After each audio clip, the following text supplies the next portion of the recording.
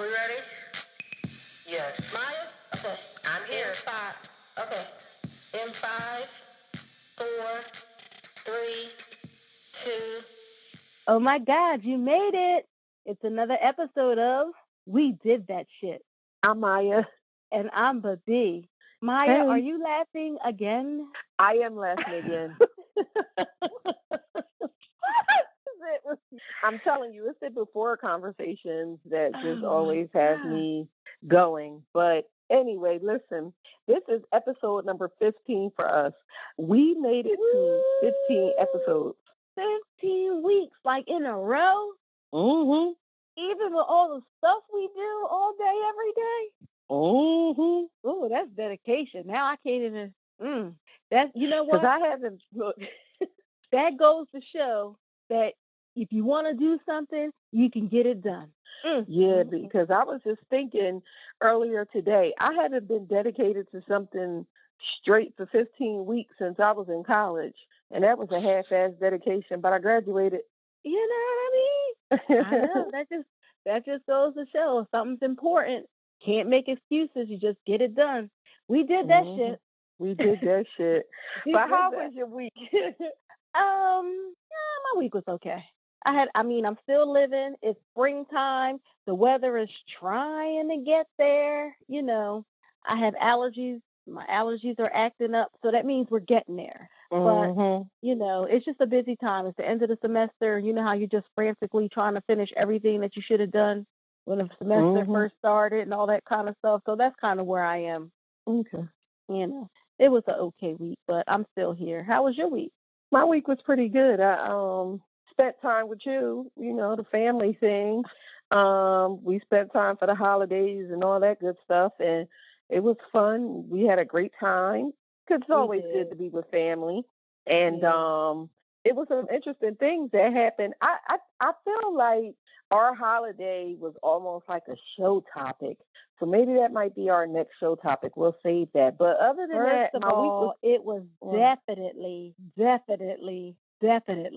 a show topic. Yeah, I'm thinking so too. So we'll save that for the next time. But other than spending time with y'all, with the family, my week was slow, work, errands, and then, you know, I sat in traffic for 6 hours. Usually takes me 3 hours to get home. It took me 6 hours to get home because of traffic. And it goes back to the topic that we talked about before, the hair. It all goes to show you what you would do for your hair, because I sat in traffic for 6 hours because I needed to make my hair appointment. And shout out to my hairdresser for waiting for me, because I was 2.5 hours late, but he still waited for me, and I got all the gray out of my hair. So shout out to you, Frank. And that was how my week was. Pretty good. Oh, all right. So what are we getting into this week? Oh, man. This week's topic is, could you be married at first sight? First sight of that bank statement. Cha-ching! That's funny as hell, because you're not even like that. And so even to hear it out of your mouth is funny as hell. But hey, you live and you learn. What they say, the first time you marry for love, the second time you marry for money. You know, you got to listen to the universe sometimes. That's right. Hey. First sight of what? You know. Yeah. We'll get all into the topic. This should be an interesting one. But before we get into if you could be married at first sight, there's some shit this week. Well, April is Autism Awareness Month. And last week we did our show on autism awareness. And I shared some excerpts from my story, my life, and the things that I've been through with my son, who's now an adult living with autism. And we received a lot of support and positive feedback from that show. So I really appreciate everybody. Like, it's kind of like, you know, you don't even know all these people listen. And then, you know, you start getting messages on social media and our email and everything. So it was nice. It was exciting. And I could really relate to what a lot of the parents were saying. We heard from a father who had a young son And he really related to what you were saying, Maya, when that, parents have intuition. And he knew that when his son was going through the whole testing process, like he really knew there was going to be something. But he's just, he's doing the best he can by being a dad. We're going to talk more because I want to share some of his thoughts next week on the Who Did Some Shit. But on my Who Did Some Shit for Autism Awareness this week, I want to talk about the modified checklist for autism in toddlers. And it's a revised edition. It's called the M-Chat-R. It can be found on autismspeak.org's website. And it's a tool. It's a 20-question tool that you can just answer these 20 questions about your toddler. And I would start, like I said last week, when my son was going through the process, you couldn't get an autism diagnosis until you were 5 because you may grow out of those things. But they've learned so much over the years. Children are being diagnosed earlier and earlier. So maybe when your child is maybe like 12 months, 1 year old, you can use this tool if you think you see some delays or something like that. But it's 20 questions. They're just yes or no answers. And then at the end, it processes it for you right then. So they ask you things like, if you point to something across the room, does your child look at it? Have you ever wondered if your child may be deaf? Does your child play make pretend or make believe with objects? Does your child climb on things? Does your child make unusual finger movements near his ears or eyes? Does your child point with one finger and ask for something or ask for help? Does your child point with one finger to show you something interesting? Is your child interested in other children? Does your child show things by bringing them to you and holding them up for you to see, just to share with you what the object is? Does your child respond when you call his or her name? When you smile, does your child smile back at you? Does your child get upset by everyday noises? Does your child walk? Does your child look into your eyes when you're talking to him or her? Does your child try to copy what you do? Does your child, when you look at something, does your child turn with you to see what you're looking at? Does your child try to get you to watch TV or play with them? Does your child understand when you tell them to do something? If something happens, does your child look and face the direction of the sound or look to see how you feel about what happened? And does your child like movement activities? And for all of these questions, there's examples. So I used the tool today, and I answered the questions based on what Jiggy was doing when I went to seek services, and we scored a 16. And it tells you, it says your MCHAT-R risk score is 16, and this score indicates high risk. You should bring your child to a healthcare provider or early intervention provider for a full assessment. And again, like I said last week, I took my child to school for a child study team assessment instead of the doctor because my baby wasn't sick. So I thought the tool was very easy to use. These are things that I saw very early on with Jiggy, and I'm seeing that his risk was high then. So if I would have had this tool, I think that would have been really helpful. And if you score low, it tells you like what you can do, and you put in your zip code or where to get services and stuff like that. So I just wanted to bring that to the listeners' attention. The M-Chat-R, and it can be found on autismspeaks.org, right on their website on the front page. Oh, thank you. Very interesting to know, and especially because, like you said, services and tools like that are being offered so much sooner now, and we know that early intervention really does help. So really thank you so much for, again, last week for sharing your experiences with us and with everyone who listens to the show. And thanks everybody who's given us the positive feedback in regards to that episode. People really resonated with it, and we appreciate it.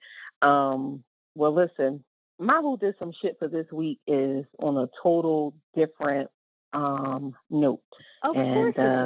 Yeah, I mean, listen, we got to talk about what's going on out here in these streets. Okay. And my Who Did Some Shit this week is definitely going to be about Fabolous and Emily.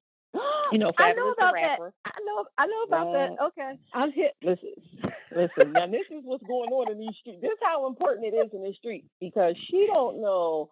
My lovely co-host, my lovely cousin, doesn't really keep her ear to the streets, like we say, as much as some other people. I mean, she's hip. I got nothing. She got some stuff. I mean, we from the hood. We know some stuff, but yeah, she don't really be keeping up with all of the who's and the knows with everything. But if you know about Fabolous and Emily, then listen, let's get into that shit.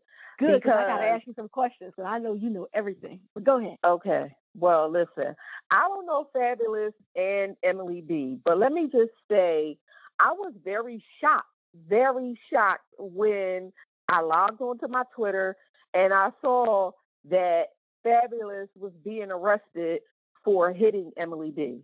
And I wasn't shocked on some like, oh my God, I can't believe this happened. Like, this could never happen.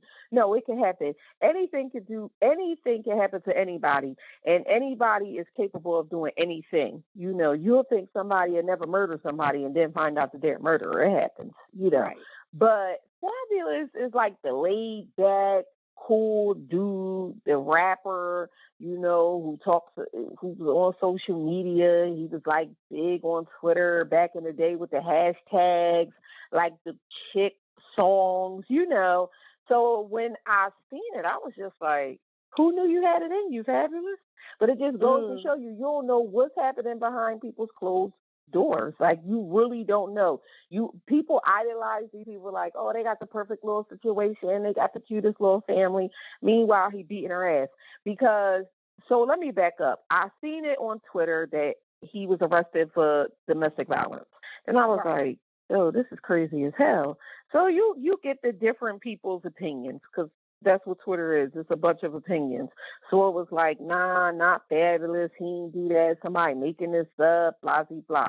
Couple days later, or a day later, you see TMZ came out with a video of him all crazy acting in front of their house. Somebody, I guess it was Emily B's brother, holding the father back. Fabous's bodyguard was holding him back, and Emily B was ducking, trying to videotape the whole thing. And so I didn't initially say, oh my God, I don't think this happened, because again, anybody is capable of anything. So when I seen Fabolous was arrested for beating Emily B's ass, I was like, okay, well, Fabolous is beating Emily B's ass. You know what I'm saying? But then when I seen the video, it did not show him hitting her, but it did show. Okay, it didn't show him hitting her. However, the way that girl was flinching down when he was walking towards her, the way that she was running, she was scared. That wasn't this hasn't happened before. Not to me. Let me just say that. On that video, nothing, to me, this is my opinion. My opinion about that video was, he didn't either hollered at that girl before on some enraged, I'm coming toward you. I might not have like backhanded you, but I raised my hand to you. Because you know how children, when you go to spank your kids and you raise your hand back, they flinch because they don't want to get hit, or because they got hit before. You know, you just smacked their little hand before, so now they know what it's like. So they like, oh, shoot, don't, you know, here we go. You can ready to smack me again. And let me just say this. Let me just say that, because children, they exaggerate. Because I remember coming up to the school once, and I was, you know, Deja going to act a fool because she saw me, and it got the people thinking that I be doing all kinds of stuff to her the way she performed. So, you know, and I don't be doing all that. Well, they do. So they exaggerate. But go ahead. My new baby, when her mom goes to go smack her little hand, she be like, no, mommy, no. Mommy. I said, damn, they probably think you ain't her child. Exactly. But so we do know that. However, Emily B is not a kid. I just use that as an example. She's a grown-ass woman. And no grown-ass woman, when you raise your hand up, is flinching in the mat. She was crouching down like, oh my goodness, not again. That's what I seen in the video. Oh, come on. Yes, Come on, Mya. That's what I saw in the video. Now, I'm not saying that to say we don't know what goes on behind closed doors. I'm not saying that to say that it's proven that Fabolous is over there whipping that ass. I'm not saying that. However, the way that she ran when he was coming toward her just indicated to me, it felt through the video, it felt like she's been through this before. And I don't know if it's physical abuse, emotional abuse, mental abuse, but something abusey has happened. And that's not a word, but that's the word that I'm using for today. Something abusey has happened between them before. And he was like coming toward her like, what the fuck you got him over my house for? And she was like, that's my dad. He don't even want the family around. That's abusey. That is something about that that's abusey to me. Okay. I hear you. First of all, I just need to know, who is Emily B? Is she somebody? Remember, she was on the first season or the first 2 seasons of Love and Hip Hop New York when Love and Hip Hop first started. Yeah, no. Okay. So you might not have been watching Ratchet TV at that time, but she was on there with Chrissy, Jim Jones's girlfriend. She was like one of the people that first started on Love and Hip Hop, but she's always just been Fabous's girlfriend, but she's also Fabolous stylist. She styles other people. She styled K. Michelle. I mean, she's a stylist. So that's who she is. Okay. But okay. And this Fabolous person, that's Fabolou, that guy? That right? guy. Mm-hmm. Okay. Mm-hmm. So, all right, I know something. Okay. But I saw the video. Okay. And I don't agree. Now, that's fine. I'm not saying that they don't have a history of domestic violence or anything like that, because, and even, whether they do or don't, I'm not saying that. What I'm saying is, number one, even when you're in a abusive relationship, there's always a first time for abuse. Number two, Fabolous, I agree with you. He just seems like a laid back kind of guy. Like, I don't know him, so I can't say it's uncharacteristic, but it's like, it's kind of odd to hear that about him. But you don't put anything past anybody, because you never know. Yeah, because they be the ones. Right, you never know. But, and I don't condone domestic violence at all. But I'm thinking the way he was so mad, like enraged, and I'm just saying, like, they've been together all this time. He's been knowing her all this time. What's the issue with the dad? Something happened. Something had to have happened. Yeah, he allegedly knocked 2 of her teeth out. That's what happened. And she told her family to come over there and get the guns out of the house, because he told her, I got a bullet with your name on it. Then he reiterated that to her daddy and her brother. You didn't say that. You didn't say that. That's what I was asking you. Like, something happened. So something must have happened for him to, like, all right. So now, okay, I get it. So that happened before this video that I saw on the TMZ. Yes. So allegedly, see, that's what I thought I was. We have to put alleged on all of this. Allegedly, a couple days prior, before he was arrested, or that Sunday or something like that, they got into a fight. He punched her in the head 7 times, punched her in her mouth, and knocked 2 of her teeth out. They were so bad that they had to come out, like her teeth. 2 of her teeth. So you didn't say none of that. Okay, well, I didn't get to that. But anyway, that was happened. First.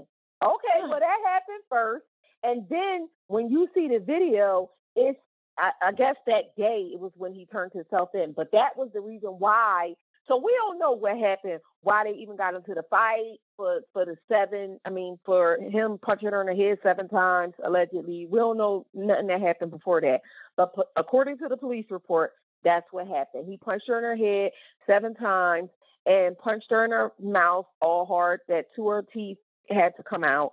And then she feared for her life. He had weapons in the house. She called her dad and her brother to come over to get the weapons out of the house because he threatened her. He had sent her a text message that said he was going to shoot her, or he was so mad he felt like he could knock her out with a baseball bat, something to that effect. And so she called them to come over there to get the gun. So when you seen the video, that's why he what you got him over my house for? That's her father and her brother, men in her life. They're protecting her. They came over. He's pissed. The video just felt like this ain't my first time on this rodeo to me. I'm sorry. It just felt like first that. of all, I thought I knew what was going on, but I didn't know none of that beginnings. I thought when they talked about the video, when I looked at the video, I thought they was going to show the video of them, like him hitting her or whatever. I didn't know that happened previously. But now that I know, that's all I'm saying. Why the hell you ain't leave? Like, I'm not bringing my dad Well, back. a lot of people. I'm not bringing my dad back. A lot of people don't leave. Yeah, I know that the domestic violence victims don't leave and all that. I understand all of that.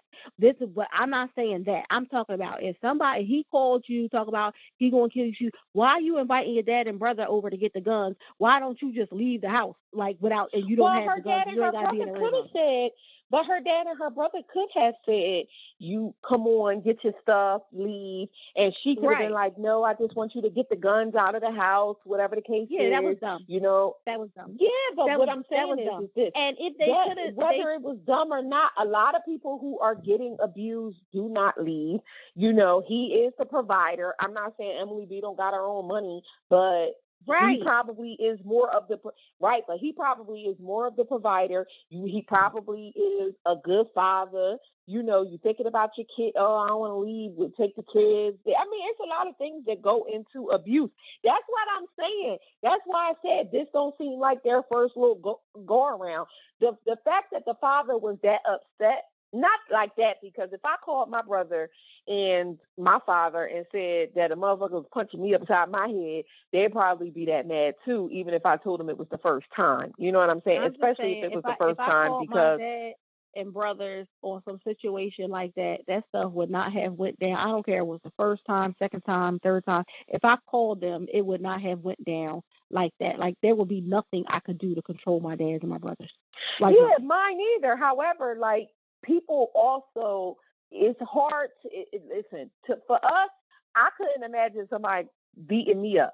I just couldn't imagine it. And I surely couldn't imagine laying with them or staying with them after that. However, we're not victims of domestic violence, so we don't know what goes through the minds of victims of domestic violence, And my thing is, whether it's the first time or this is your final time and now you at your wit's end, no matter what it is, it's like, Emily B, sorry that you're going through this if you're going through this. And then Fabulous, if you are out there abusing somebody, you better take your cool ass somewhere and sit down, because this is crazy, but it be the cool ones, because most abusers, I'm not calling that, this is all alleged. I'm not necessarily calling Fabulous an abuser because we don't know what happened, but a lot of abusers, they just everybody loves them. It's just oh, yeah, something about him, got great personality. I couldn't even believe that he would do something like that. And they be the ones whipping your ass in the dark. But, I just thought, the situation is crazy. If Fabulous, if you whipping Emily B's ass, get some help. And Emily B, if you getting your ass whipped, leave, child. You got kids. Set an example for your children. Don't let your sons think that it's okay to do this, and don't think that your daughter is. Don't let your daughter think that it's okay to accept this. I just think that the whole situation is interesting, and we're going to go ahead and get off of it. But social media is a mug, because let me tell you something: the court of public opinion, you're guilty whether you're guilty or not. Well, first of all, her teeth is out, so something happened. Yeah, and that's what I'm saying. That's my point. She ain't just knocking her own damn teeth out, and she ain't just flinching for nothing. I don't know about the flinch, but I don't think she will. He was was very aggressive with his little ass when he got out of the van. And then this is another thing. Well, this is going to be my last thing. When he got out the truck, that was already after he knocked her teeth out, right? Yeah. So that could have, that caused the flinching, because now she really know that he's capable of really doing something, but that just happened. You know what I mean? Well, it ain't just happened like an hour before. Even if it was within the week, what I'm saying was it's still fresh. Yeah. It was still fresh. Yeah. So that's probably why she was flinching. It might not have been flinching from years and years of abuse, but she was flinching because like, oh, just the other day he knocked both my teeth out. Let me run away. Listen, if you knocked my teeth out the other day, if you raised your hand up like you was going to smack me, but you didn't, you've been abusing me for all of our relationships. I don't care. Like if you raise your voice and you get so upset about something that you raise your hand up like I could smack the shit out of you right now, if that thought goes through your mind, you've been abusing me the whole time we've been together. This whole thing, this whole damn situation has been a lie, and I've been abused. And now I got to go to like counseling because of it. That's how I feel. Right. Yeah. It's crazy. It's crazy what people go through. But again, like, seek help, and if you are in a domestic violence situation, if you are the abuser or the abusee, like, seek help. And, say it ain't so fabulous. But we'll see how this all plays out because it's going to play out. So, child, let's just... Our topic is like, will you get married at first sight? Now I'm listening to this like, hell to the nah. Right. You'll never know who the hell you out here marrying. But no. Let's go ahead and dive into our topic on that note. Our topic for this week. Could you be married at first sight? I thought I could, but I don't know now. Yeah, it ain't looking on the up and up. It's not funny though, but okay. It's not. It's really not. But, and I'm just talking about married at first sight, certainly not domestic violence.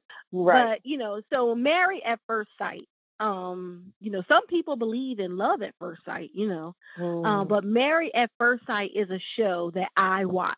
It is a TV show. It's on, because did you get me into it? Did I get you into it? I got you into it. Yeah, and then I've been like in it ever since. And so it's the 6th season. What's it on? Is it on Lifetime? What network? It's on Lifetime. Lifetime, yeah. So it's used to be on FYI. Now it's on Lifetime. Right? It's on Lifetime. So it's the 6th season now. So it's a reality TV show, and we use reality loosely because things are edited. But what it is a social experiment. So there were 3 experts. Like one was an expert in spirituality, one was an expert in sexual relations, and one is a PhD sociologist. And they did a social experiment in trying to find people their perfect mate. And when they first presented it in the first season, they had something like 3,000 applicants. And from the 3,000 applicants, they matched 3 couples.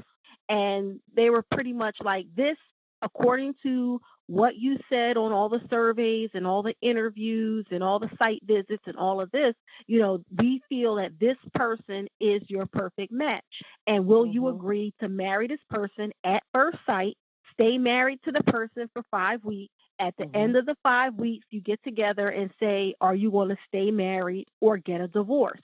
So fast forward, we're now into the 6th season of Married at First Sight. Their success rate is a little sketchy. I think there are 2 couples from the first season that are still together. And there's, I think, 1 more couple, maybe 2. So from the 5 times 3 is 15. And we have so they're less than a third in success rates of people staying married. But each year, each season, there were more and more applicants applying for the show. They went from 3,000 to 7,000 to 10,000 to 20,000. This time they said, where are they? They're in Boston this time. And they said Boston. They had something like almost 40,000 applicants. So the reason we chose this for a topic is because Married at First Sight is coming to Philly. And literally, when the news hit, everybody knows how much I love the show. When the news hit, 3 people messaged me the announcement and application literally at the same time, early in the morning before I even got to work. So I thought it was funny, oh, yes, great, they're going to Philly. And then I was at work, just on a brain break, and I looked it up, and they had the little initial application online. So I decided to fill it out.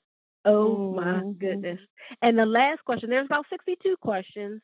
The last question is, Do you know of anyone you think would be good fit for Married at First Sight as well? And of course, I put your name down. Mm-hmm. So when you put my name down, I thought that it was very interesting because I was one of the people who sent the information like, girl, Married at First Sight is coming to Philly. And as a joke, I was like, we should pull it out because every season when we watch the show, we always say, we should go on there. We should go on there. Would you be married at first sight? Could you? And now that it's coming to Philly, it's like, oh my goodness, it's a reality that we could be married at first sight. So we thought that it would just be interesting to, like Bibbi said, fill out the application and see what happens. What about it? It's so about? Well, no, they call listen, us. because They're not going to call me. They call us. Well, they definitely probably ain't going to call me because.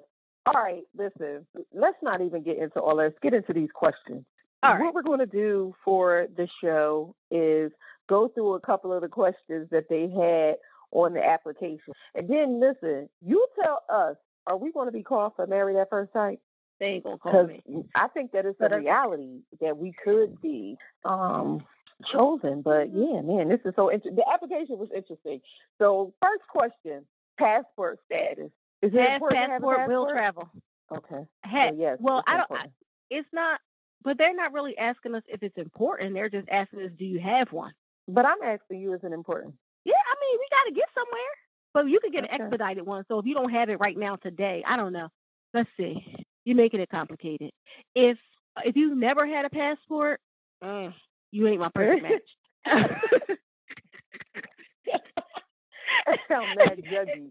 You don't got no passport. You ain't never been nowhere. I'm just saying, right? You're not my perfect. I'm just saying, you're probably not on my. You're probably not in your 5 C's, but okay. Well, first of all, the 5 C's are like the bare bones minimum. But I'm just saying, Married at First Sight, they're saying that this person's your perfect match. So I'm just saying, if a person has never had a passport, they're probably not my perfect match. If they've had a passport before, but their passport expired and they have to get it renewed or something, then maybe. And if it expired like recently, because you had to have used it. But anyway, okay. All right. Well, I put passport status is a yes. I would like my mate to have a passport status. I mean, a passport. Yeah. So, all right. Next question. But you can get it expedited if we plan a trip. So, go ahead. That's true. Next question. What is your height? What is your height? And what are your height requirements? Oh, so yes, your height? Yeah. I'm 63 inches. Man, you know what? People always gotta make it count. How old is your baby? She's 2,700 months. Like, how old is your baby? 63 inches sounds very tall, and I don't really. First of all, what is your height requirement? Is really not on the application, people.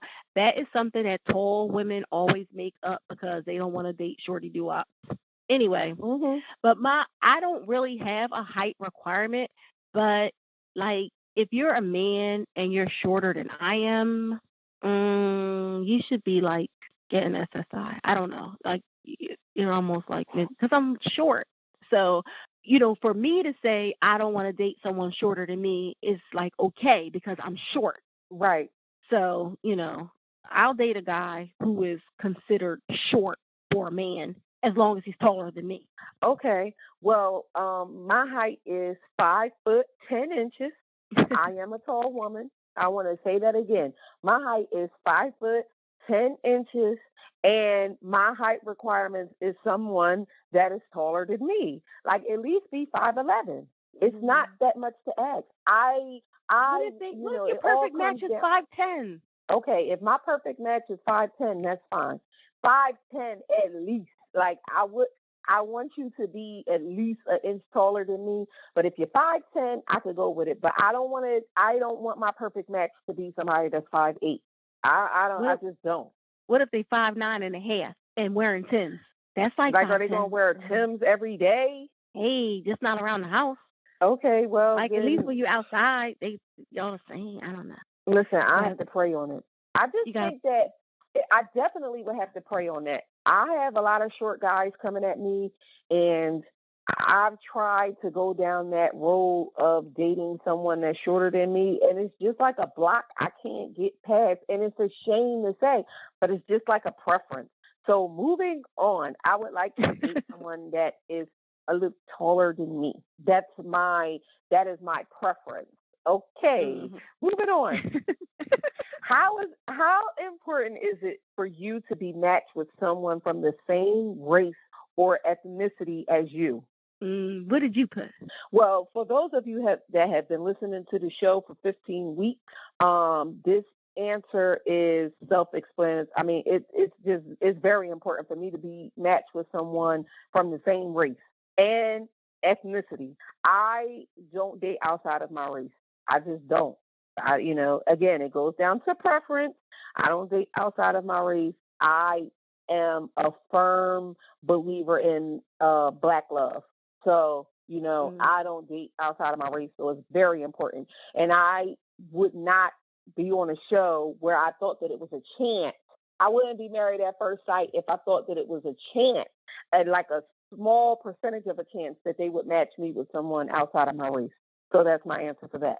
Well, I put important. I didn't put very important because race is important, ethnicity not so much. So Okay. I will date a person of color from, another country or, another ethnicity. I will date, but it has to be a person of color. Okay. So that's, All right. Next question was, well, we pretty much answered this. What ethnicities are you comfortable being matched with? I put black or African American, no other. Well, I put others. I put everything except Caucasian. Okay. Next question.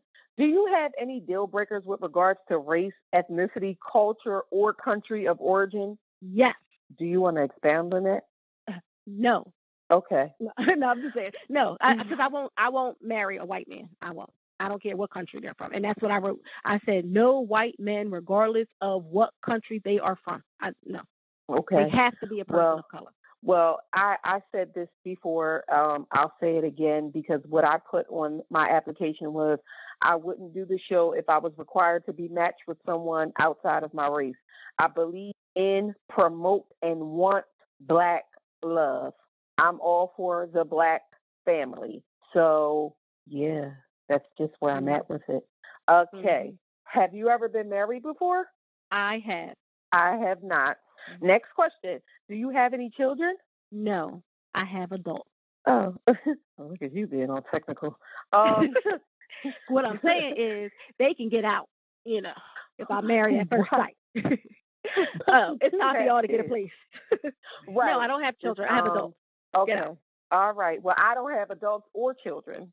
And so my answer is no. Next question. Do you want children? If so, how many and when? Oh, yeah, me? You know I don't want. When Deja was 5, Jiggy was 3, she was making peanut butter and jelly and cereal. That's breakfast and lunch. I knew then I wasn't having any more children. That was it. Okay, so for me, I put yes with a question mark. The question mark is because, okay, I don't have children, and I don't know in my life if I'm going to have children.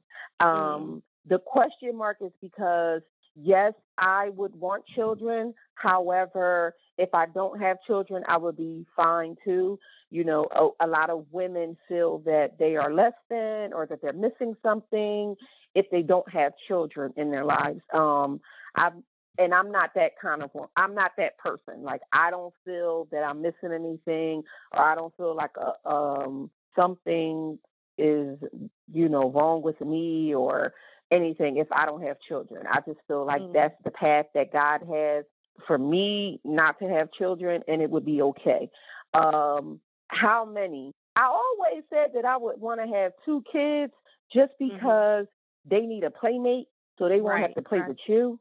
Like, kids always, they want to play with you every single minute of the day. Like, oh, we finished playing this game. Let's play another. It's like, let's play the 5 seconds of leaving me alone game. But they don't believe in that. So they need another kid there so they can have somebody to interact with. Takes the burden off of you, a little burden of you. But they will be playing with you until you have the other baby. You have to have 2, at least 2, because I can't stand adults with only child syndrome. Oh my goodness, it's so urgent. Yeah. Like, yes, please have another child. And go ahead. Go ahead. No, go ahead. No, because I put it was free text. So I did put that I have 2 adult children and I don't want any more children. And I also put that I do not want to be matched with someone who does not have any children. No, right, because then it puts I would the prefer pressure older on you. children. Yeah, because people always say, not always say, but people are like, oh, well, for 2 reasons. One, if you don't have any children, then it's possibility you want a child or children. Mm-hmm. And I know that I don't want any more children. And I just think something about parenting makes you a little more flexible, less selfish, a little more life experience, whatever. It's like a life experience that matches mine. So if I was older and didn't have children, and they were older and didn't have children, that would be fine. But because I have children, I need to be with somebody who has at least 1 child. Okay. So listen, I said on the question of when, like, if so, how many and when, this is my dilemma. At the age that I am now, it is. At the age that I am now, I almost feel like I have to be married at first sight, and we get married today, and then we start having babies next Tuesday, because time's ticking away, so I don't have the luxury. And it's not because I'm so old, because women are having kids later and later in life. That's not the thing, because I'm not even that old, but it's just like, I don't want to be real old trying to have kids.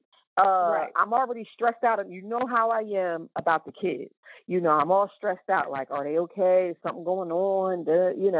So if I had a child and I was older, it would really stress me out, because they already tell you that your time dwindles away. The older that you get, your eggs is getting older. Then I'm like, oh man, is something going to be wrong with my kids? So now I feel pressure to like have a baby tomorrow. I don't have the luxury of, oh, let me get to know my husband. Let's travel. Let's do this. Let's live this life and then have kids. Now I'm under the gun. Okay. Yeah, it's crazy. So you're going to be like one of those couples on the show that be having sex on their honeymoon. Like they just met them and they're going on honeymoon. I'm definitely probably going to be that person. Well, I might be that person with or without wanting to have kids. But that's another show. Okay. Next question. Do you speak any other language other than English? Well, I'm conversational in other languages. Oh, good for you. And I'm lingual, so I pick up languages wherever I go. You do. So yeah. You do. So I think Spanish is my best other language. I wouldn't consider myself fluent, but I'm certainly conversational. And I also know American Sign Language. I speak a little Setswana. I'm learning a little Portuguese from a friend of mine. And I'm lingual, so I do pick up languages pretty quickly.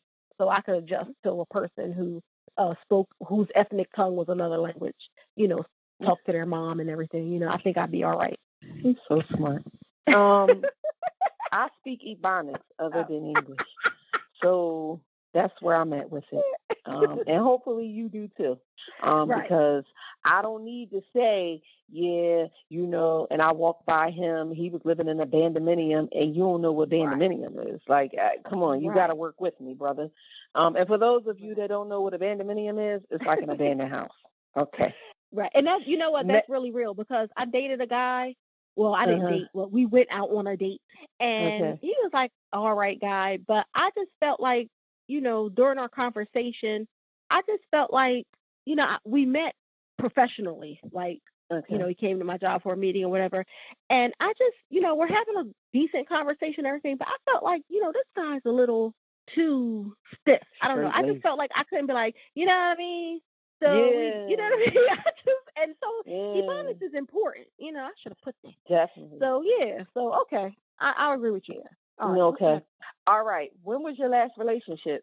7 years ago. Our forefathers. Yeah, it was a minute. It was a minute. So. Okay. I'll say my last real relationship was technically 5 years ago. Okay. It's been a little longer than that for me, but okay. Yeah. I'll definitely say real relationship technically was 5 years ago. Okay, next question. How long did that relationship last? That relationship, that was a while ago, lasted 5 years. Okay. 5 years. That relationship for me lasted well over 10 years. And technically it was, lasted over 10 years. But it's complicated because I had other relationships in between that. I don't know. Yeah, it's and that's definitely the topic in another show. But yeah, well over 10 years that relationship lasted for me. Next question. What city or state is your hometown? Well, you know We're what both it is. from Camden, New Jersey. That's right. That's right. All right. This is a little bit more in-depth question. What was your childhood like? Are your parents still together? How has that impacted the way you view love? Whew. Yeah, this is a loaded question. This to me, it's a loaded question. It's like too many like things in one. But I don't believe in writing like all these long, drawn out paragraphs about my childhood was like a fresh grape on a spring morning. I'm not all into that.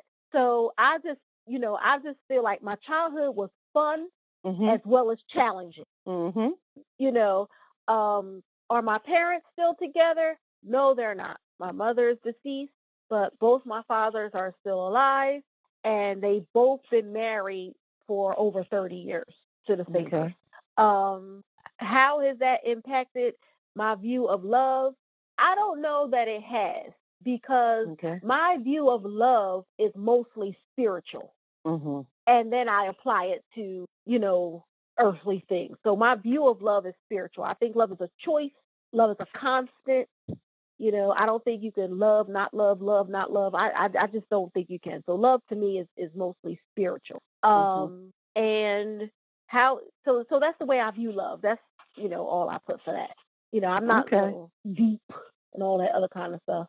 That stuff we can talk about while we're trying to get to know each other. Right. So what you put? So I put, I had a good childhood, but it was complicated just because of, a number of things. I don't even really want to get into all of the complications because then that would be another hour show. But for the most part, I had a good childhood, but like I said, it was complicated. My parents are not still together. Yes, they are. No. Okay. My childhood was complicated. So no, my parents are not still together. However, if you ask my dad right now who his wife is, he would definitely say my mother. So my parents still love each other. They have love for each other, but they are not together. How has that impacted the way that I view love? The way that my parents' relationship is the way that my last relationship is. I need a gift right now. A standing ovation, applause. You have those aha moments in your life. And when I think about when I was answering these questions, I was, and this question came up, I had that aha moment. I said, you know what? My parents' relationship is my relationship with my ex, 150%. Yeah. They are not together, but again, if you ask my ex who was his woman, he would definitely say me. And it does not matter who he's with or who he will be with. And that's the reason why a couple of questions ago, I said, technically, my last relationship was 5 years ago, but my last relationship might have still been going on last week. I don't know. And it's not on some crazy things, but my parents, like I said, they have a love for one another, and most of all, they have a friendship with each other. And with or without kids, they would still have that relationship with one another. And so that's definitely how I am in my relationship. So it impacts the way that I view, or it impacts the way that I view my relationship and the way that I view love in a major way, because I always just feel like no matter what we go through, we still are connected in some kind of way because I loved you at one point. So that's that. All right. So moving on. What does family to you? Describe your family dynamics today. Well, you know us. Yeah, family means everything. Yeah. Family means everything. I'm very protective of family. Our family dynamic is we could get on each other's nerves this hour, and the next hour it's like, you want to get together because I broke my tooth. Let's get some food and some drinks and play cards and have fun together. Right. Yeah, that's our family together. Dynamic. We spend every holiday together. We have humbug Sunday dinner together. Right. It's everything is everything. Like, such and such got student of the month. Everybody show up to the PTA meeting together. Like, and it's funny because it's not like family who lives in our house. Our family, and that's what I put. It says describe your family dynamic, and I was like, my family is dynamic because we have all generations. We have cousins, cousin, and like my mom's third cousins, their kids is like our first cousins, and you know what I mean? Like we just are all always together. So our family is dynamic, and we really do cherish our time together. We talk to each other all the time, every day. So family really is important. And for a person coming in, because, when people meet the family or come into the family, a lot of people be like, whoa.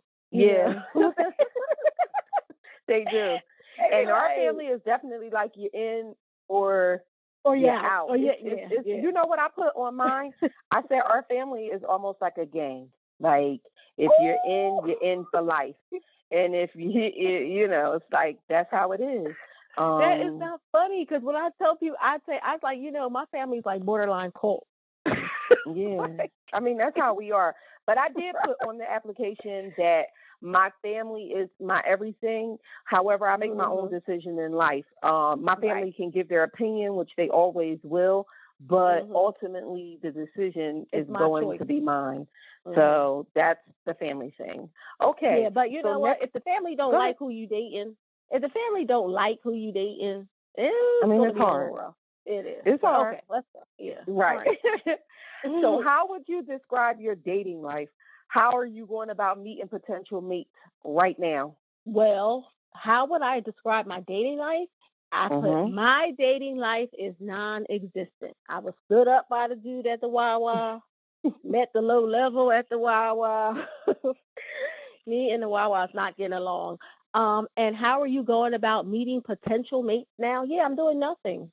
I don't do the online dating thing. I just feel like I'm not super social, but I did go to something like in February, didn't I? I went to the event in February. That's where I met the guy who was stalking me the whole night, and then he was like married.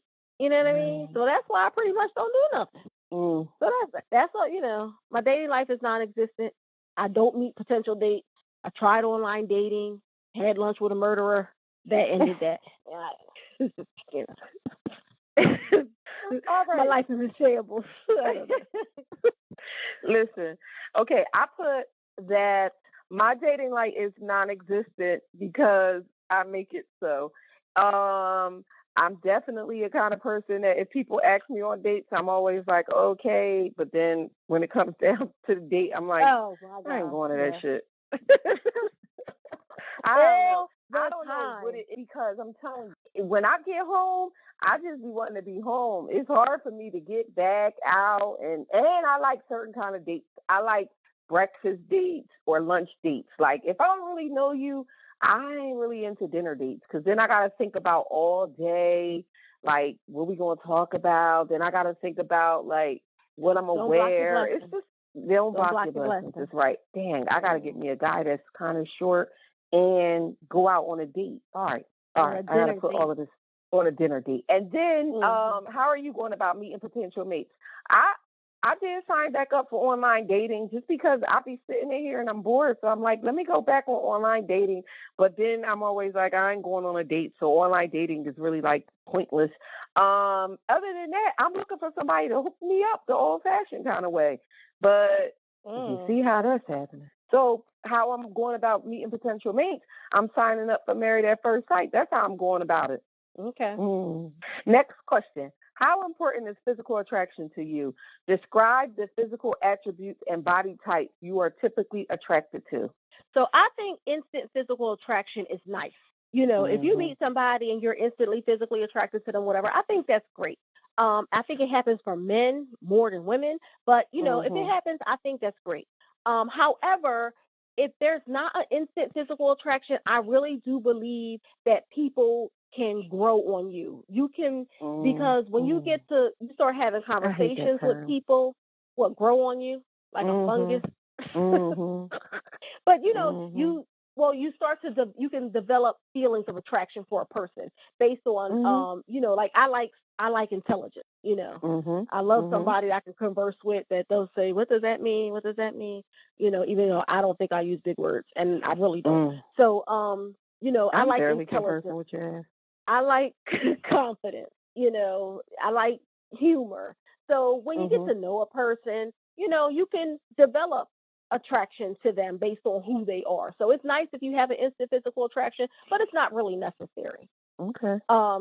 And describe the physical attributes. I like dark skin. There's just something about, and I'm talking like, any shade of brown is beautiful to me, but the blurfles, you know what I mean? Dark skin, white teeth, clean fingernails, nice smile. If you're hairy, please groom, keep that stuff under control. But I appreciate Afrocentric features, full lips, noses, all that, strong cheekbones. I appreciate all of those things. So I think we're all beautiful, but I think complexion is something that's like one of my things, I guess. Okay. So. Well, I put physical attraction is very important. Never let anyone tell you it's not. And the reason why I say that is because of this. When you see someone from across the room, even if I'm meeting you online, when I look at you, I'm looking at your picture. When I see you from across the bar, I'm looking at you. If I meet you in a grocery store, I'm looking at you. Physical attraction is important. I don't know you have a nice personality from across that room. I don't know you have a nice personality before you say hello to me on online dating. I don't know that you have a nice personality when you picking out your broccoli. I don't know any of that. I do agree that a person can, I hate the term grow on you. That just sounds so bad. But I do agree that you can get to know someone and that you can really like them. And it happens in an instant. It can happen in an instant. A person, can be very charismatic. They can be funny, all that good stuff, and it can draw you in, and you just really forget about what they look like. But at first sight, physical attraction means everything. What I'm usually physically attracted to is tall, dark, and handsome. I want somebody that's attractive, and I don't mean attractive on some like. I would love to have Mya Boris Kojo. Don't get me wrong, but attractive to me, whatever your thing is, whatever my thing is. Someone that's tall, we know why, because I'm 5 to 10 inches, and the dark is just because I just, love me. But to me, if you're black, you're good with me. Right. You all right with me. Right. But just for the saying of this, tall, dark, and handsome, that's very straight and to the point. Right. Okay. I'm not, but let me just not, team light skin, even though I'm not really team light skin, but let me just tell you, team light skin for me, Stephen Bishop, hey, if you listening, my mercy. Yeah. That's just like all I have to say about that. And I just want to say that, Jumper in a Pump, that's his name for everybody listening. It's a person that I'm talking about. Jumper in a Pump, I did not like him. He had none of my things, like none. Body type, wrong. Height, wrong. Face, wrong. Skin color, wrong. And then, when I first met him, I was like, hey, you know what I mean? But he kept coming around, and then look at him all that time. So it can happen. Physical attraction, instant physical attraction is nice, but I'm telling you, it really, people can grow on you. True. I mean, people But, grow okay. on you, but you like what you like. Mhm. But moving on. Okay, next question. What are your physical deal breakers? White skin. Yeah. That's it for me. No clarification needed. I just say I can't do it. Mine is bad teeth. I don't have to say white skin just because I'm not dating somebody outside of my race, but definitely bad teeth because oh man, bad teeth. And I mean bad teeth, not like you got a crooked tooth. I don't mean that. I mean like bad teeth. You don't have to What have about a a grill? mirror. But what about a grill? Is a grill what bad the hell teeth? is a grill? The grill, the gold. Oh, grill, the grill. I'm too damn old for that. And if I was young, Well, we're from the north. We're from the northeast. I think that's more of a southern thing, whatever. But they be having like whole grills. So is a grill bad teeth? Yeah, for me, this is about what you like, huh? Does the grill come out? Yeah, grills come out. Oh, okay. Yeah, but if I first meet you with the grill, right. That's like me meeting you and then you smile and you got the gold tooth in the front. Right. Okay. So that's a no. Okay, we're almost to the end. What are your top 5 non-physical qualities you look for in a potential mate? So if you listen to the podcast, you know that I have the 5 C's, which are Christ, character, career, car, crib. And the 5 C's are not, they're like the bare minimum that a guy has to have for me to go on a date with them. Because if you don't have those 5 things, like, I'm not even going to waste my time. But for this question, I wrote number 1, that he's a gentleman. Number 2, that he smiles, because, I don't like angry black men, men with tempers and all that other kind of stuff. That kind of stuff scares me. So I like a man who smiles, right? I like a man who smiles. Like, you ain't got to be all giddy all the time, but, it'd be nice if I see your teeth often. A man who's smart, a man who's charitable, because I'm very charitable. And that's what I put. So a gentleman, he smiles, he's smart and charitable. And, because I put gentleman instead of, because some people say like manly man, but sometimes manly men is that like male chauvinist kind of thing. But no, I need you to be a gentleman. I need you to just know that women walk on the inside. I need you to know that you open doors. I need you to know that you carry the groceries in the car. I need you to know that you take the garbage out. I need you to know, what I mean? I just need you to be a gentleman. All that. I put sense of humor, absolutely, respect. I definitely need someone who is respectful of me. I mean, like, don't have me out on these streets looking crazy. Wit. I want you to be witty. Right. Confident. That's big for you.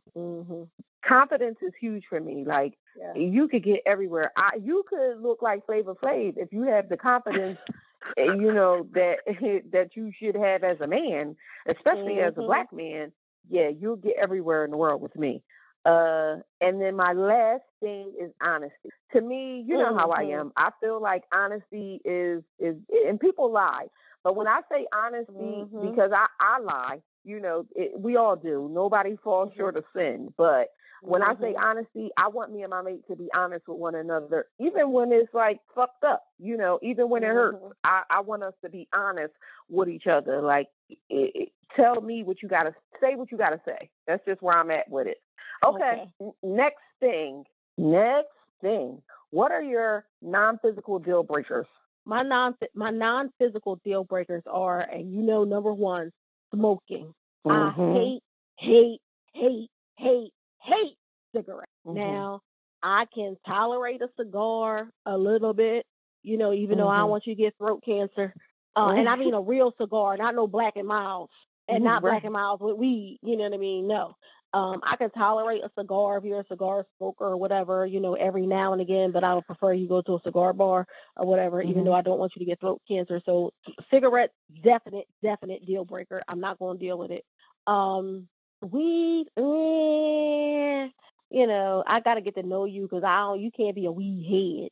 You know what I mean? But, Mm-hmm. like if we on vacation or something, I'm not going to judge. But I hate cigarettes. I'm if they're mean or have a temper, definite deal breaker because, I'm afraid of angry black men. And I just feel like, oh, my gosh, I got to shoot him down like a mad dog because Right. I don't know what he's going to do. Like, so I can't live like that. Lazy. I can't, the lazy dreamer guy, that's always talking about something but never being about something. I can't do that. No. That's the whole unemployment thing. Non-Christian. And this is my thing about I'm a Christian and I respect, people if they have another faith or something like that. And I totally respect that. But for me, I just need to know that you believe in the gospel of Jesus Christ and that when the rubber hits the road, we praying the same way, or if I'm praying, you can touch and agree with me or whatever. Like, I don't go to church every Sunday. You don't have to go to church every Sunday, but, I need to know that you believe in the gospel of Jesus Christ. That's it. You know what I mean? And I'll put liar in it because I can't stand a liar and, for my job and everything about that cheating or be bringing me nothing, whatever. Like, that's just something I just cannot deal with that.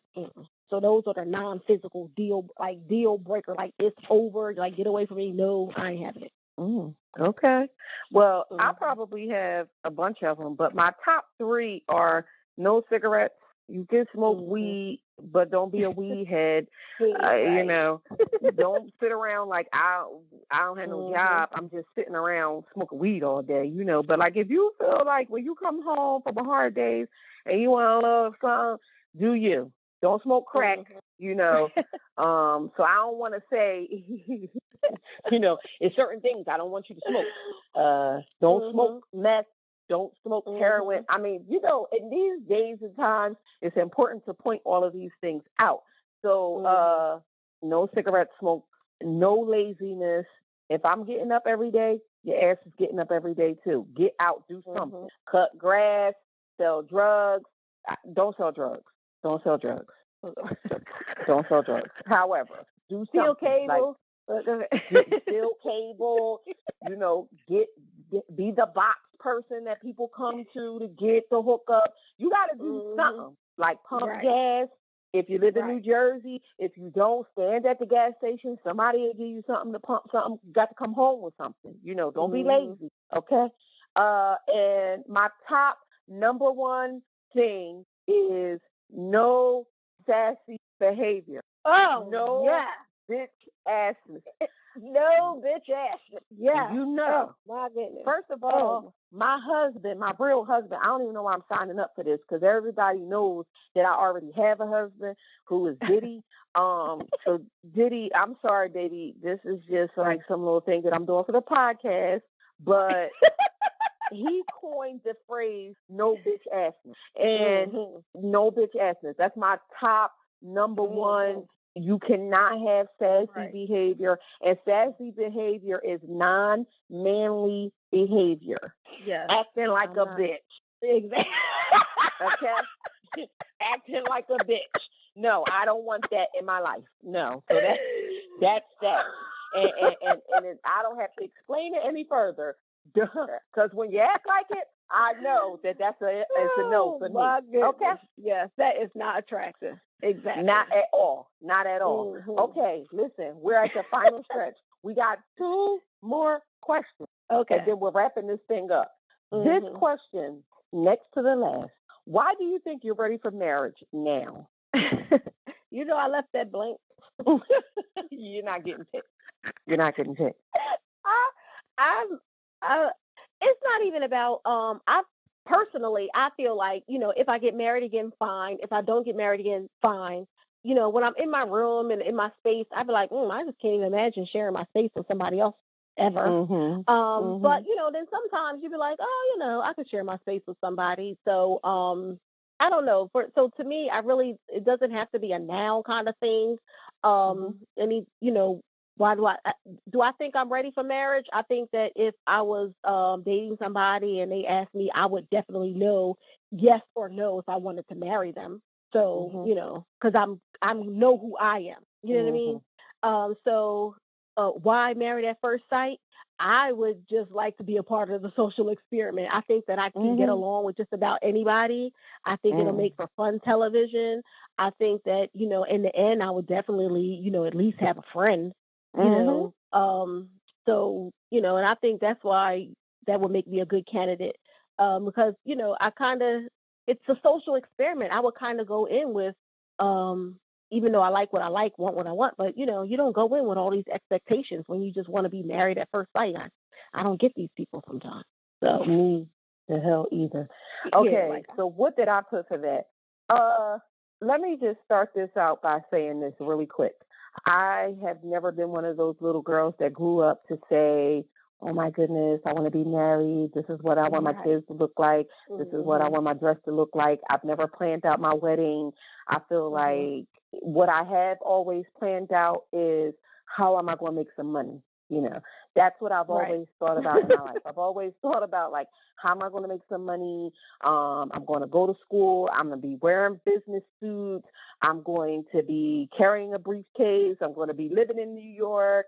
I'm going to be working on, Wall Street. I don't know doing what.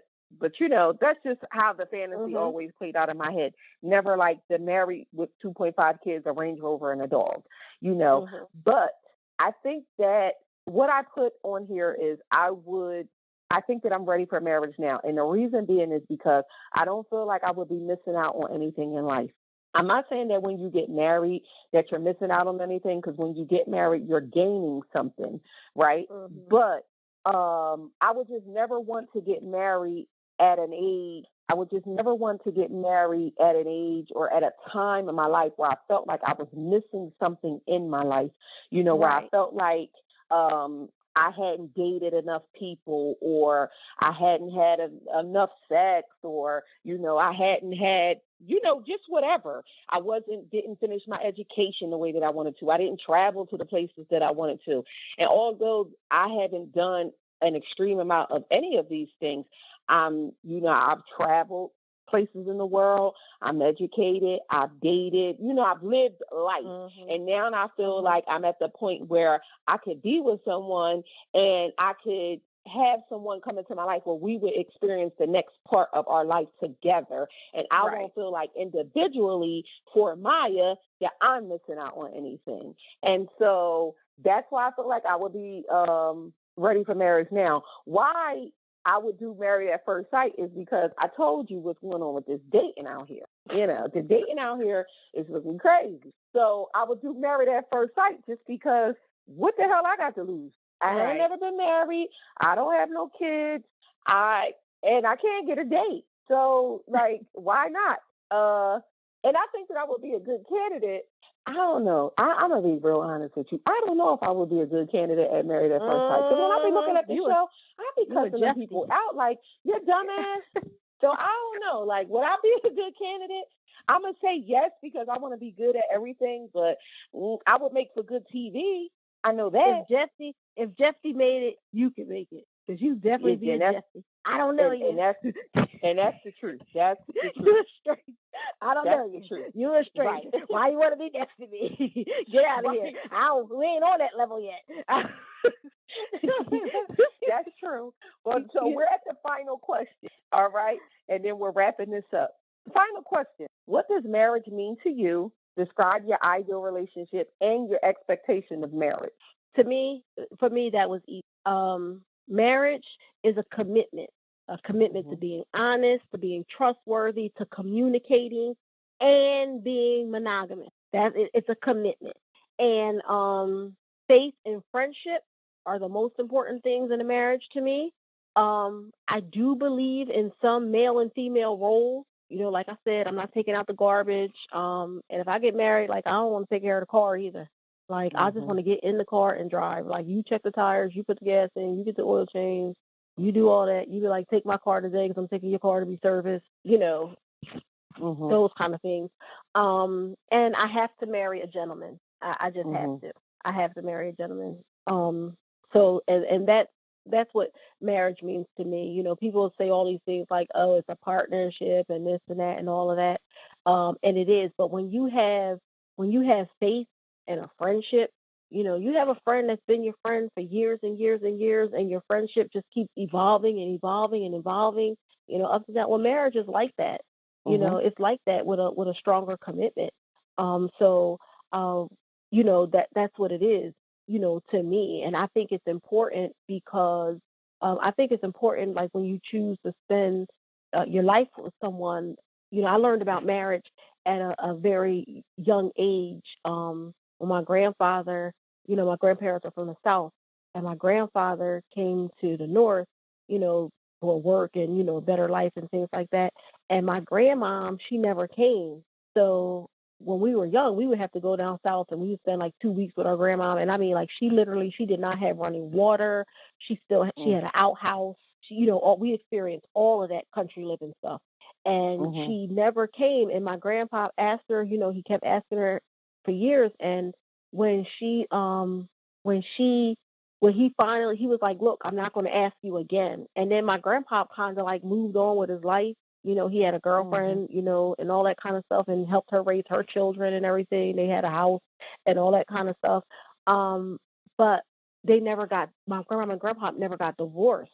So when my grandpa died, I was in the 8th grade when my grandpa died, and I remember they were like planning services and stuff like that. And they called my grandma, and she was like, "Yeah, send him home." And they was like, "Well, Mom, we gonna do this, this, this," and then she was like, "Yeah, send him home." Like, what are you talking about? Like, everything was hers. Everything. You know what I mean? So I just can't imagine. And that taught me that, people say marriage is not important. It's just a piece of paper and all stuff. And where this woman has spent like almost a lifetime with my grandpa, and, he have to raise her children and everything. She's a nice lady, and, I know her, I still know her kids and all that kind of stuff. But, when it's over, he got nothing. You know what I mean? And I was like, oh, wait a minute now. So that's why I've always been, I got married young, but, in the relationship that I spoke of that was a while ago that lasted 5 years, I was like, yeah, 5 years is a long time out of my life. And I really did think that we were, but he wasn't ready to commit, and I wasn't going to spend any more time with him, investing any more of my life into somebody who wouldn't commit to me, so, yeah. So that's what marriage means to me. Marriage means a security. It's a commitment, and it's important. If you're going to be in a relationship with somebody, it's important. Well, yeah, it's important to me now too. Bring him home. Not my baby. Right. But yeah. So listen, marriage. All right. So I answered this question. What does marriage mean to you? Marriage means to me partnership. And for that reason, partnership, it means stability, and it means being with a helpme, someone to help me in life's ups and downs, that we can be a shoulder for each other. I can't take my mom to the doctors, you could take her, and vice versa. A helpme, someone into my life that is helping me achieve something, get through something, all of the something. Also, for me, marriage means the ultimate friendship. You know how I am with my relationships. All of my relationships, no matter what, I'm cool with all of the people who I've ever dated long term in my life. And it's because unless something like happens where you had a baby on me, or you bust me upside my head or something like that, that's different. But if we going through relationship stuff, I'm still cool with you, because all of my relationships are friendships. They start with friendships. I like the people who I'm in relationship with. To me, a marriage, a relationship, whatever shit is, I have to like you, like I have to like you. If love, to me, you fall in and out of. And I mean being in love, not loving someone. I love a person, I love them for life. But I mean being in love, that love where we always want to be around each other, we always want to talk to each other, that kind of love, that in love relationship-y stuff, that fades. You know, it comes and it goes. It has its moments. But like is forever. I have to like being around you, especially when we talk about a marriage. I got to be with you for the rest of my damn life. The rest of your life is a long ass time when you think about it. You know what I'm saying? And your life is short, but it's a long time. So I have to like you. So to me, a marriage is an ultimate friendship. You know, an ideal relationship to me is someone that I could have fun with, that I could talk to about anything. And I mean talk to about anything, good, bad, or indifferent. You know, it doesn't matter. I need to be able to have open communication with you, you know, no matter what the topic is. And I just need to want to be around you, you know, just in general. And the last but not least, the expectations of marriage to me is just someone being there as, like I stated in the beginning, as a helpmeet. You know, not somebody that's going to take me down, not somebody that I'm giving more than they're giving, somebody that's helping me and I'm helping them to achieve something in life, in this thing that we call life.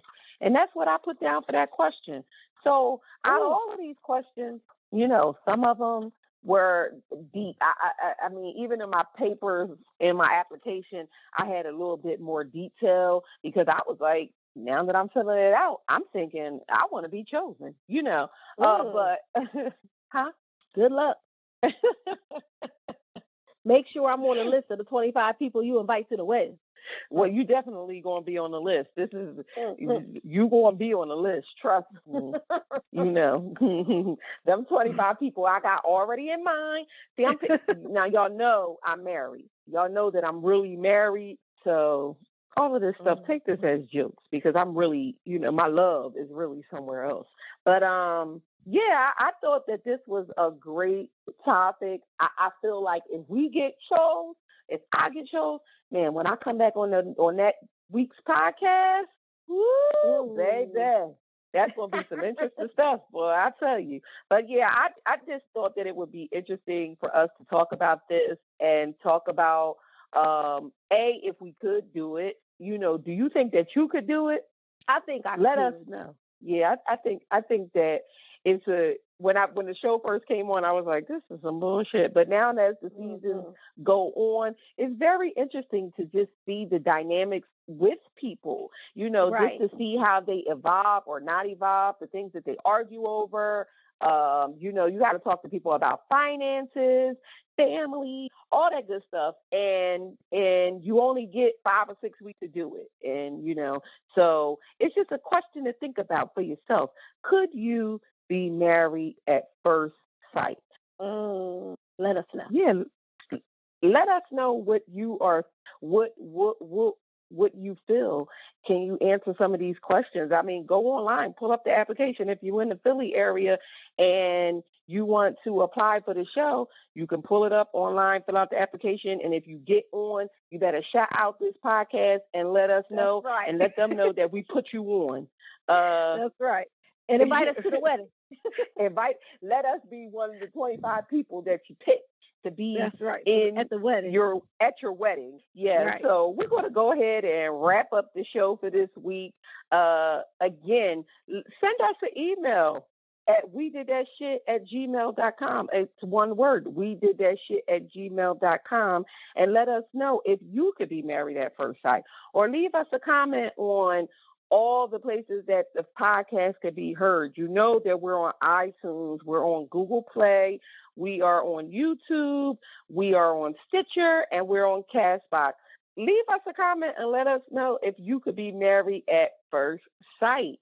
Again, look on the application, see some of these questions, and let us know your thoughts. Let us know what you think about our answers and if you think that we're good candidates to be married at first sight.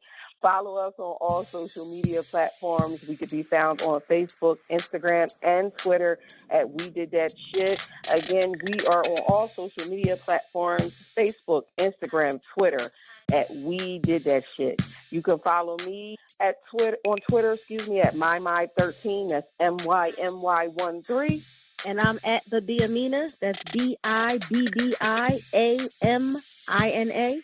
Yeah, so follow us, you know, and we want to just reiterate this. Subscribe to the podcast, but also listen listen to the podcast. Rate the podcast. You know, we need 5-star ratings, especially if you know us. Give us 5-star ratings. Let us know what you're thinking about the show. And we'll be here again, same time next week. Remember, be great this week. Do that shit. We Did That Shit podcast is produced and edited by Selena Singleton and brought to you by Wonderful Me Media. Wonderful Me Media. What's wonderful about you?